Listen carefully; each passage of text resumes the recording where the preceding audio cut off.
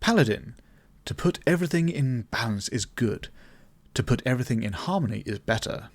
Quote by Victor Hugo. Can they bring balance to the world with the 2014 Paladin subclass, Oath of Balance?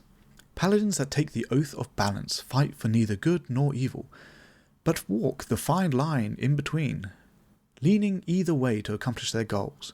One might turn to the dark side to protect the weak, or find redemption and compassion for a remorseful fiend. Taking this oath as a paladin is taking on the tenets of adapt, equilibrium, comprehension, and concord. And the paladin spells reflect this balance, gaining both supportive and destructive magic. At 3rd level, they get to play with everyone's favourite alignment table, which, depending on the DM, campaign and setting, might have big effects, or none at all, as they can change their alignment at the end of a long rest.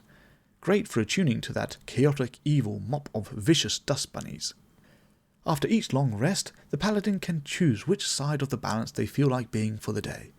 Light grants daybreak and oust the shadow features, so radiant damage and turns some creatures. Dark grants nightfall and ousts the radiance features, the opposing necrotic damage and turns the other creatures, as well as some proficiencies for each one. At 7th level is the Tipping the Balance feature, where they get their bonus action Aura effect. Light grants temporary hit points to the paladin and allies. Dark obscures themselves and their allies, boosting stealth checks. Equilibrium Discipline at 15th level makes them tougher against their chosen side of the balance. Light has resistance to radiant damage and deals radiant damage to those that hit them. Dark obviously gets the opposite, resistance to necrotic, and deals necrotic damage to those that attack them.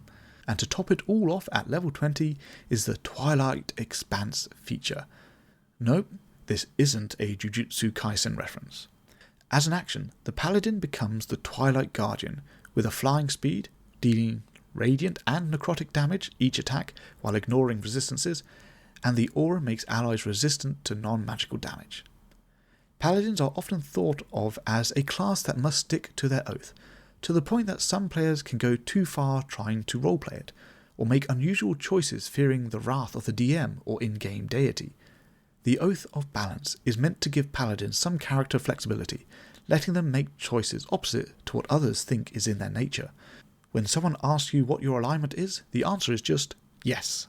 Could you see this subclass fitting into your game? And does it remove some of the restraints around alignment and oaths?